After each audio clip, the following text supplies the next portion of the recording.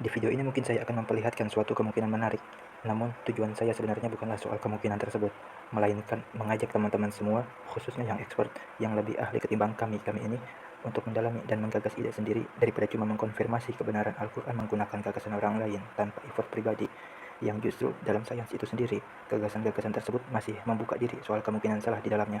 Jadi, daripada menyamakan konsep waktu yang dijelaskan dalam peristiwa Isra dan Mi'rajnya Rasulullah dengan dilatasi waktu milik Albert, alangkah baiknya jika kita melihat perbedaan di antara keduanya terlebih dahulu. Atau kalau mau yang lebih dekat, mari simak kemungkinan yang satu ini. Kalau kita buat garis lurus dari Masjidil Haram ke Masjidil Aqsa, seperti ini, lantas kalau kita teruskan garis tersebut, maka nanti akan mengarah kemana? Di sini saya buatkan garis lanjutan hingga melingkar dan kembali lagi ke Mekah.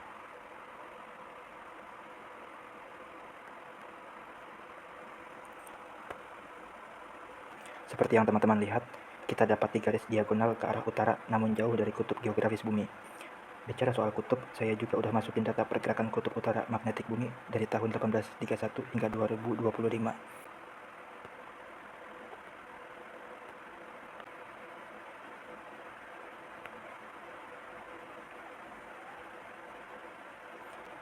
Kenapa 1831? Karena menurut data, observasi paling tua baru dilakukan pada tahun 1831, sedangkan di bawah daripada tahun tersebut hanyalah hasil dari upaya rekonstruksi, dan itu pun koordinatnya lebih umum dalam durasi periode gabungan.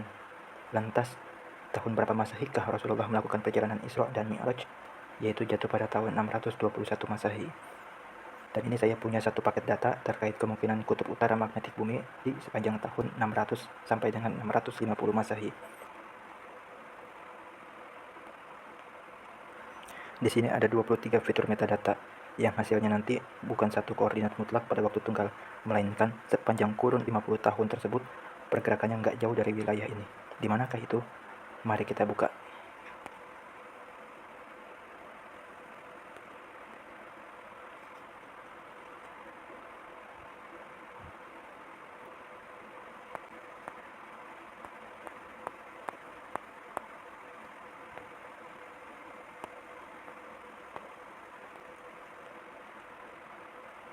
Lihatlah teman-teman, arah dari Masjidil Haram ke Masjidil Aqsa itu satu arah dengan kutub utara magnetik bumi pada masa itu.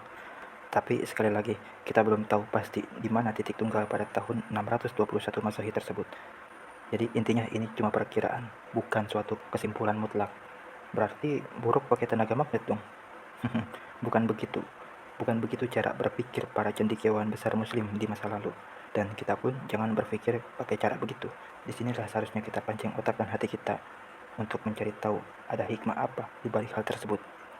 Pengetahuan manusia itu bersifat kumulatif, jadi nggak ada salahnya kita pakai hasil temuan atau gagasan orang lain. Tapi untuk suatu kesimpulan di luar daripada ranah temuan atau gagasan tersebut, kita nggak bisa langsung tarik kesimpulan tanpa melihat ketepatannya. Apalagi kalau nanti sampai mengilmiahkan buruknya. Ingat, sensasi dapat melenyapkan esensi. Terkait kemungkinan ini, kalaulah ada ilmuwan muslim atau siapapun itu yang tertarik mendalaminya, sebenarnya cuma bisa dilakukan lewat lembaga besar dengan sumber daya yang gak sedikit. Kalau untuk yang teoritis, saya juga punya beberapa amunisi awal. Bagi yang tertarik ngembangin sampai dipatenkan, masih perlu diskusi panjang meskipun ini masih sekedar amunisi awal, karena ini nantinya bersifat neo-Newtonian. Tapi apapun itu, mari teman-teman semua, kalian pasti bisa memanfaatkan pengetahuan kalian untuk hal yang lebih besar daripada apa yang pernah kalian pelajari secara akademik.